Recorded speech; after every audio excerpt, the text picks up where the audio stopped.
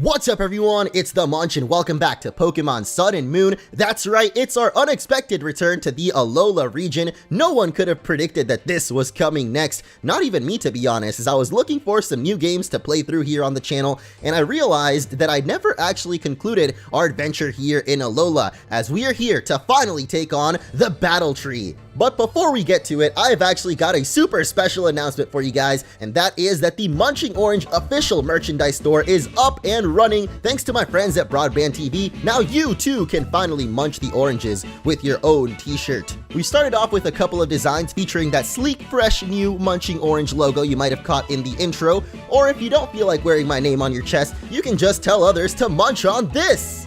The website will be up until the end of May, so if you would like to support your boy Munch in a way that was never thought possible before, make sure to go grab yourself a t-shirt. It's something that I think people have been asking me for a long time, and I'm not really sure why I never did have shirts before, but if enough of you guys are interested, the store may become permanent and even more designs may come up in the future. I know I have a lot of really cool ideas I'd love to do, but for now, we've got it pretty basic, so if you want to get yourself a Munch logo or a nice little slogan, the link is in the description and you can go buy one right now.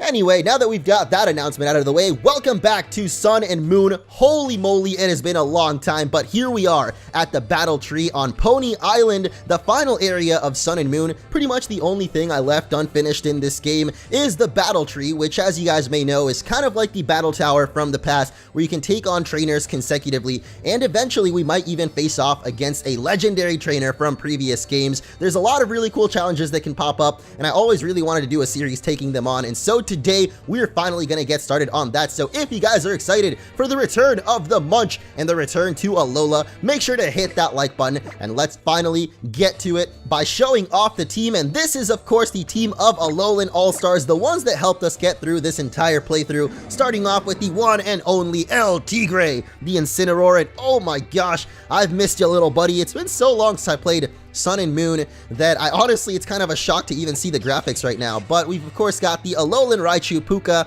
our second ever Pokemon. By the way, I've actually EV trained most of them, so I haven't been doing absolutely nothing with this game. I did a little bit in the last few days, but yeah, they're pretty much, aside from that, the same, except for maybe a couple of new moves like the Aurora Veil on Kurama here. I think Nasty Plot as well, but Aurora Veil is a super good move. I think you can only use it when you've got Blizzard or Hail though. So I guess because we don't have Snow Warning on this Ninetales, maybe not my best idea. We've got Sarah, the Komo-o, our only female Pokemon, Pihat, the Toxapex, and Zamasu, the Decidueye, rounding out the party, which of course joined us later on in the playthrough, I think in the post-game, but I've really enjoyed using the double starters, Decidueye, Incineroar, and I'm actually kind of sad about the Alolan Ninetales because I really wanted to use it in the Battle Tree Challenge, but I guess I've got the wrong one here. Anyway, it is finally time, guys. Welcome to the Battle Tree. I'm the receptionist. How can I help you? We're here to battle, of course. And there are a couple of battle formats that you can choose from. As you can see, I haven't actually tried this at all yet, so we've got single, double, and multi-battle, which is like a tag battle with a random partner, but we actually have to win 20 consecutive battles in each of these formats in order to unlock the super mode for them. So we're going to be starting off with the single battle challenge and hopefully taking on 20 trainers today in the hopes of getting to super singles. I guess we also have to choose which Pokemon we want to battle with because you're actually only allowed to send in 3. So we're going to choose our battle team here, and then from these 6 Pokemon, we've got to choose 3 right now. So I think I'm going to go ahead and lead off with the Puka. He's always a pretty solid first choice with that Volt Switch, and we definitely want a little bit of bulkiness, so I feel like we should bring out the Alolan Ninetales, even though we can't set up Aurora Veil or anything. But to round out the party, of course, we're going to bring El Tigre with that Choice Band. Super powerful stuff. And hopefully these guys will be able to carry us through the single battle challenge. Like I said, this is only single battle. There's a super single battle, so this really shouldn't be too tough at all. But we'll see once we get there. My Pokemon are EV trained, but they're not really perfect IVs or bred or anything. And I think most of the trainers here actually do have competitive Pokemon, I guess you could say. Oh, truly, really hard. Wait, she'll try really... What? I'm so confused for no reason. We're taking on our first trainer, and it is actually a little girl. A little unexpected here, but preschooler Gladys somehow made her way to the Battle Tree. I thought you had to be like a champion to get here, or at least have gone through, you know, the island challenge and stuff. And I highly doubt that this little girl actually went through the entire island trial challenge thing. I don't know. For some reason, I'm not buying it. But she is starting off with an Aromatisse, which is definitely a fairy type. And that means we're getting the heck out of here. I don't really have anything good against fairy types, I don't think, though. Except for maybe our own fairy, which I don't think we'll be able to do that much damage, though. But hey, maybe we can set up a couple of nasty plots and get that going. I actually really need to update this set, though, because I totally thought for some reason our Ninetales had snow warning, which of course brings about the hailstorm as soon as you send it in, but we don't. We've actually got the other ability, which I totally forgot what it was right now. But yeah, now we're confused, which isn't great. So I'm going to try to nasty plot. I actually probably shouldn't, though, because I don't know if confusion is affected by your special attack too. I know if you raise your attack and then get hit by confusion, it'll do even more damage to yourself, but I don't know if it works the same way for special attack raises.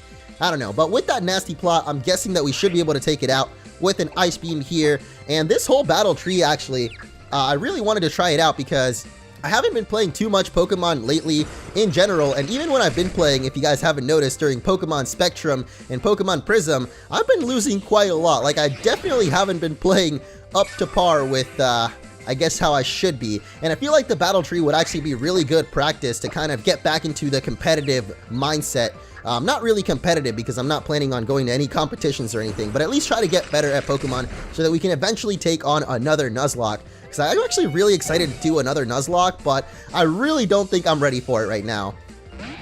We finally took out the Aromatisse there. I'm actually really happy that we ended up breaking through the confusion 3 times in a row. Oh my gosh, can we do 4 though? Oh no, we're finally gonna hit ourselves, and that means that this Torterra is totally gonna Seed Bomb us, and that might just take down Kurama there. Oh man, I was really hoping we maybe might live, but yeah, that's a little bit too powerful. Thankfully, we do still have 2 more Pokemon. Unfortunately, unless El Tigre kills it in 1 Flare Blitz here, which I think we definitely will. But if we don't, then, oh gosh, we're slower. Oh, it doesn't matter though, because the Sand Tomb actually misses. How are we slower than a Torterra though? It's a turtle, a tortoise. It's literally supposed to be slow, yet somehow we were slower. I don't know. I guess El Tigre does have max HP EVs and not speed, because I felt like he wasn't really a super fast Pokemon anyway, so it might be better to go with the HP there. Anyway, since we do have a Choice Band, it means that our attacks are way stronger, but we're locked into only using 1 attack, so we can only actually use Flare Blitz right now. But that's okay, because this Flare Blitz should very well take out the little Puka Imposter in front of us here. And yes, it will. Man, with that Choice Band, El Tigre is just way too powerful, man. I do love me some choice items, but I guess it can be kind of, it can put you in a bad situation, you know, if they've got Pokemon that can counter whatever you go for. But in our case there, Flare Blitz just destroyed, and we do get a nice heal up there. And even 1 battle point! Our first one ever! Next is battle 2. Let's keep it going. If you decide to take a break, I mean, you can basically go back to the regular adventure, and then once you resume, you'll be able to pick back up from where you were. So it's essentially about keep on climbing up the battle tree. I think we have to do 10 battles, maybe 20. And at the very end of those 20 consecutive battles, or 10 or whatever, we'll get a special battle. So I don't really know who we're going to be challenging. You guys probably do, because I usually like to spoil things in the thumbnail. But as of me right now playing, I got no idea who we're going to be ending up facing in the end. That is, if we actually make it there in the first place, because yeah, we kind of have to survive the onslaught of preschool little girls that are coming at us for no reason. But this girl here has got a Venusaur, which is a little different from the previous one. And I believe that Venusaur, I think it can have thick fat. Maybe it's only in its Mega Evolution form, but at least this little girl here doesn't have a Mega. I think actually when we get to the Super Singles, they do start having Mega Evolutions. So I'm definitely excited to try out some different teams and different Pokemon. For this first episode though, since it's kind of a throwback, bringing it back to Sun and Moon, I wanted to go nostalgic and actually use the Pokemon that we had during our playthrough. Though they're not exactly doing the hottest right now. I really hope that we can actually make it through, because I think, like I mentioned, most of the Pokemon that the enemies are going to have are EV trained and maybe have the good perfect IVs and stuff. I'm actually not sure, so maybe one of you guys in the comments can help me out on that, but I'm pretty sure the Pokemon here at the battle tree are at least EV trained, though I'm not sure if they are like IV bred as well, so let me know. I guess I tried to set up mine as well, so it's a little bit more on equal playing field, but Not really. Anyway, she did send out a Whimsicott, which is also weak to fire, thankfully. But it does have Dazzling Gleam, and that might hurt. Oh, yes, tanking it out, LT Gray. I love it. And that means that this Whimsicott is going to go down. Though I'm pretty sure LT Gray will also go down to Recoil. And if it doesn't go down to Recoil, then we'll definitely die to the poison still. And there it is. The Recoil is going to take down LT Gray. It's alright though. Only one more Pokemon left for little girl here. And we've got 2, so we should be A-okay. It's actually going to be a Ninetales. Oh my gosh. What is up with it? I guess it's a good thing I didn't send out my own Alolan Ninetales, because it totally would have gotten destroyed by this Ninetales. But we do have Shattered Psyche here. Oh man, we're already starting off with a Z move. I love it. I actually really miss the Z moves. It's a really cool addition, and obviously you can't see that in the older Pokemon games, like Prism and Spectrum, which aren't really older Pokemon games, but you know, they're based on older ones. But yeah, the Z moves and just the graphics of Sun and Moon, man, I really missed these 3D animations, and check it out, the Shattered Psyche. Holy moly. I feel like I don't even remember using that Z move back in the day. Like, what the heck? That was sick. My magic isn't working. There's something weird about you. Maybe... yeah, I don't even know what to say. I don't know what magic that little girl was talking about, but can they please bring out some different trainers? Like, seriously, I am feeling kind of bad about beating up these little girls. So maybe, hopefully, the next stage here. Oh, it's a little boy instead. My bat's crying because it wants a hit so badly. Well, hopefully you can get it here, dude, because... I don't know, man. I just feel kind of bad. We're literally just beating up on little kids here. Maybe it's because we're actually taking on the regular single battle challenge and not the super singles, but I'm pretty sure when you take on super singles, it's not just youngsters coming out here. But hey, this kid's actually got a Feraligatr. And one thing that I do love about the battle tree is that they actually do have all the Pokemon, even the Pokebank ones, which is totally out now, by the way.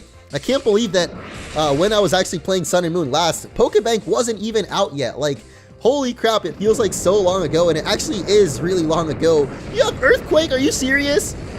Wow. Well, I wasn't expecting Feraligatr to survive that Thunderbolt, first of all, but it definitely did, and it even hit us up with an Earthquake. Like, that's just the cherry on top there, if cherry means I'm gonna lose, because, yeah, we're actually in kind of a bad spot now, and I'm not sure that Kurama can really do enough with the Dazzling Gleam here. Oh my gosh, we don't! It's okay though, because it's going for Screech, and as long as it doesn't have an Aqua Jet, oh god, it's got Aqua Jet, doesn't it? It's totally got Aqua Jet, doesn't it? Nope. Oh my, you gotta be kidding me. Okay, at least we missed though, but it goes for Block, which apparently doesn't allow us to escape. It's okay though, just don't have an Aqua Jet, thank you. Whew, that was, could have been a really bad spot there, or could have been in a really bad position. I don't really have the Z move or Z Crystal on LT Gray anymore, but we definitely still have the Darkest Lariat, which is a very powerful attack regardless. But yeah, I did end up going for that Choice Band instead, because I figured, you know, most Pokemon trainers you're only allowed to have one Z move anyway, so I guess I should only have one Z Crystal on the team. Unlike in the playthrough, where I kind of had a Z Crystal on every one of my Pokemon. You have got to be kidding me. We missed a Darkest Lariat too. Okay, does that mean we can actually go Flare Blitz? Oh man, really? That sucks. Well, I knew that Choice Band only lets us use one move, but I thought maybe because we missed it, it might let us swap it out. But nope, not today, and again we miss! Are you serious, man? Oh my gosh, please don't tell me we're about to lose the battle tree on the third battle just because of luck. Or I guess unluckiness in this case. Oh, you've even got a berry to protect it? Holy crap. Maybe this battle tree challenge is actually a lot tougher than I anticipated. Or maybe I just underestimated it a lot, but I actually overestimated that Frostlass with the berry there. I thought that maybe it would actually survive the Darkest Lariat, but clearly it didn't. Here is Staraptor though as the final Pokemon, and this guy is actually intimidating. He literally does have that. I don't think we're faster though, so I guess I'm just gonna try to Darkest Lariat and hope for the best, but nope, it's got Quick Attack.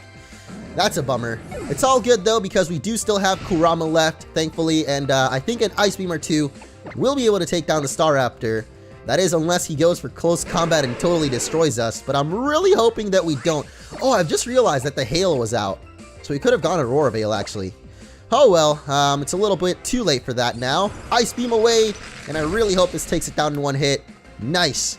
Your bird has been frozen cold, boy. And now, you're donezo. That was only our third battle though, like holy moly. I think we've got to take on at least 10 of them today, so maybe I'll end up not showing them all off, especially in the later episodes of this series, the Battle Tree series that I'm going to be starting up here. And just to clarify, this isn't really the only thing I'm going to be doing on the channel. I've got plenty of other stuff and actually some new playthroughs also planned out, but I've been kind of looking around for new games and new ROM hacks and stuff. And as I mentioned, I do really want to take on a Nuzlocke, so I think maybe I might try to finish up Pokemon Prism as we're doing this Battle Tree thing. Like try to do both series at once, because I really just want to get back to recording and uploading. I know for the last few months I've been saying that, but I've actually honestly been really busy, guys, not just with traveling, but also with people coming in and visiting my house here. As you may know, I live in a house with a couple of other YouTubers, and we occasionally have other YouTubers come in and visit as well. And during those times, I guess I tend to be pretty busy because people stay inside of my office, like literally where I record. So it's been a little bit tedious to record. I don't know what the best word to use there is, but I really just want to get back into uploading more consistently. But I just feel like the next few months are also still going to be jam-packed with stuff, in real life stuff that I have to deal with. And I don't know, it's just been a little bit annoying because I really do want to record and make more videos for you guys, but I guess stuff just keeps getting in the way, and I gotta slowly kind of take care of one at a time. And hopefully by the end of the summer, or sorry, by the beginning of the summer, like around June, I'll be all clear and good to go to upload daily once again, because I really just want to get back to that, to be honest, guys. So I'm really sorry that I haven't, but that's actually what I want. I just really haven't been able to. Anyway, another Jellicent bites the dust, even though it was actually the first Jellicent we've ever taken on. And somehow, I didn't really even mean to predict a Ferrothorn, because there's no way I could have known it, but I guess I was ready. I was anticipating it, because it literally had the anticipation ability there, apparently. But sending out El Tigre worked out for us here, is what I'm trying to say, because of course it is 4 times weak to fire, and the Flare Blitz is going to take him down no problem. Finally, we have an easy battle here. Holy moly. Maybe it's because I was taking it more easy. Like, I was trying to focus more on talking about what's been going on IRL than the actual battle. Whereas with the first 3 youngsters, I was literally only focused on battling.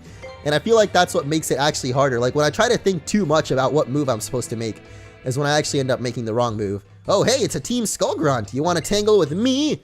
Not really, but I guess I have to, because you're here, bruh. And he's actually not a Team Skullgrunt. I forgot what they're called, but it's Punk Guy Cass. Alright. He's a former Team Skullgrunt, though, I'm sure. But starting off with a Drapion, I just love how many different Pokemon we're seeing here in the Battle Tree. Like, that's honestly why I really wanted to do this series, even way back in the day, back when I finished Sun and Moon, and I said I was going to start up the Battle Tree series. I was really looking forward to it because the Pokebank wasn't out yet, so this was the only way that we could see other Pokemon that aren't native to Alola, you know? But it's okay, now we're finally getting to experience it, and as I mentioned, I actually haven't played too much Sun and Moon since pretty much I did the Egg Cage Lock with Dan, and that was all the way back in February. So yeah, it's been quite a long time since I've had any Sun and Moon in my life, but I gotta say, I really missed it, and I really just missed these 3D models of the Pokemon and I don't know, just the graphics of the game, man. Like, I'm not gonna lie, even though I do love the old school pixely graphics of the Pokemon games of the past, Sun and Moon has just got its own special charm to it. Seeing the Pokemon that we know and love, and also some new ones in 3D, is just amazing. Like, look at this Tyranitar, man. This ain't nothing compared to the one in Pokemon Prism. I mean, the other way around. Like, the one in Prism is nothing compared to this nice, big, old 3D looking monster here. I mean, I guess they're both Tyranitars. They would literally be the same if you were able to transfer Pokemon from Prism to this game. But you know what I'm trying to say. Like, there's just something about these graphics, man, that make the game just a little bit more enjoyable, even though it's still the same basic Pokemon game. Anyway, we did get paralyzed there, which is slightly annoying. Rock Slide, actually, that's pretty annoying. Oh, El Tigre lives it, though, and as long as we don't get paralyzed, no! Flinch, even worse, man. Actually, I don't know if that's worse or not, but I guess we'll just let it take us out here, unless it misses. Oh, man, of course it's not going to miss. Okay. Maybe if it was my Rock Slide, it would have missed, but not from him, that's for sure. And El Tigre goes down yet again. It's all good, though. I think we can actually just come in here and finish off Tyranitar real quick with Puka. Puka is like our fastest Pokemon, I think, so he's good to just come in and take something out, and then I guess switch the heck back out. Oh, maybe I should have Volt Switched, actually. I don't know, I guess it doesn't matter. We'll see whatever the next Pokemon to come out is. We are poisoned right now, though, so that's why I'm a little bit wary about switching out, but I really hope that whatever comes out is... Oh, man. It is actually so super effective against Puka. That's all that I was worried about, is that it would be super effective against Puka. And guess what? Both of Spiritomb's typings are good against Puka, which is not great. So I think I'm going to go ahead and just Thunderbolt and maybe hope that we do enough damage so that Kurama can come in and finish it off with a Dazzling Gleam or two. Because Spiritomb, well, it used to be a Pokemon with no weakness. I think nowadays it's got... Wait, what the heck? Oh, I don't know. Pain Split is such a weird attack sometimes. Like, when you're both around the same HP, it looks like you didn't even change HP at all. But, I don't know. Let's go for another one. Sucker Punch. Oh, boy. Well, can't say I didn't see that one coming. Puka has finally gone down. And like I said, it's all going to be up to Kurama with the Dazzling Gleams because Spiritomb didn't used to have a weakness, but nowadays it is definitely used to, or it's weak to Fairy. So we can go for that. I really wish that our Kurama had Moonblast though, or something better, I guess. I don't know. Dazzling Gleam is good, but sometimes I just feel like it doesn't quite cut it. And you seriously have a berry too? Oh gosh, here comes the Pain Split, boys. Yeah, I knew it. I knew it was coming, and then there it finally is. I guess it's actually a good thing that it had that berry because, oh man, actually I feel like I might just have to Nasty Plot here. I don't know. This is really scary though, to be honest, because we're poisoned right now, so I know that time is ticking away. Like, literally, our life is ticking away right now. And you go for Grudge. I actually don't know what that was, or what that does, rather. But hopefully with the Dazzling Gleam, with the Nasty Plot, it's able to take it down, because otherwise, we're going to be in some trouble here. Dazzling Gleam, and... Nice! We did it! Oh, I guess that's what Grudge does. We lost all our PP, but... Whatever though, because we actually get to heal right back up right now, and man, these battles are getting pretty dang close, guys. Like, I'm having a really fun time actually, but wouldn't be too fun to lose, especially once we get up there to the higher battles, I guess. We're going up against number 6 right now though, so we're only halfway through right now of at least making it to that battle legend. Actually, I think it might be 20 battles if I remember correctly, because I've definitely done this before on my Moon save file. Back in the day, I played through the battle tree, or at least tried to get to the super singles, but I don't remember if it took 20 battles or 10. I feel like it might be 20, and we're actually going to be here forever, but whatever. We'll find out when we get there. This lady, though, has got a Mawile, and I feel like, yeah, it's definitely best to just switch out to El Tigre here, because I don't think it's going to have anything super effective on us. Anyway, Flare Blitz away against this Mawile. I was contemplating Earthquake, but I guess Flare Blitz gets that stab, and it's just such a powerful attack with the Choice Band, dude. There's no way that it won't take this little guy down, and there it goes. The only thing is we do have that recoil damage, as always. Oh gosh, Beware, that's not good, though I think Beware is actually weak to fire moves. I don't know if I should switch out here or maybe go for the Flare Blitz. I think I'm going to try it. I'm going to go for the Flare Blitz. It's probably not going to do too much because it does have that fluffy ability, so it's weak to fire, but it's also, wow, never mind. Critical hit completely destroys it. But yeah, it resists kind of physical moves, but, you know, it's weak to fire, so it's kind of like they balance each other out. So I guess it ended up doing enough damage, though, and that's great. Altaria is the final Pokemon, and we can easily take care of that with an Ice Beam or two, so let's do it, Kurama. One thing I'm definitely not used to, though, is actually having to switch and not, you know, having the option in between turns to switch out. There's the shift and set battle style, that's what I'm talking about, so usually when you take on a competitive battle, do you really have a thing to cure poison or ice, by the way? Oh, just a citrus berry. I really thought for a second she had a berry that healed ice, and I was like, are you actually that scared of an ice move? Because I feel like Altaria would totally get destroyed by any ice move regardless, so yeah, doesn't make sense to have a berry to heal up that iciness. I say that, and yet it took us 2 Ice Beams to take it down, but regardless, we did take it down, and it seems like she's still got a ton of stuff to learn, despite being a teacher. Teachers are always learning all the time too, don't you know? I feel like teachers actually do end up learning a lot from their students too, though. And that's what I guess I always thought about being a teacher, at least back when I was in school. I was like, man, it'd be really cool to be a teacher one day and help out all the kids, because I felt like, I guess maybe because I had a pretty close relationship with a lot of teachers, I felt like it was really cool to have them help you out. And I always wanted to be kind of the teacher that helps the students out, so I don't know, maybe one day I'll become a teacher. One of these days, Not anytime soon though, that's for sure. But anyway, I feel like I was talking about something and got totally distracted. It doesn't matter though, because we are now taking on another trainer, and this kid's actually got a Goodra. But yeah, it might have been better for me to go into El Tigre and actually just hit it up with an Outrage, because I know Goodra is super specially tanky. And oh, actually we got a critical hit there. Nice. Sludge Wave though, oh gosh, that's not good at all for Kurama. Gonna be able to tank it up though, but man, that was pretty tough.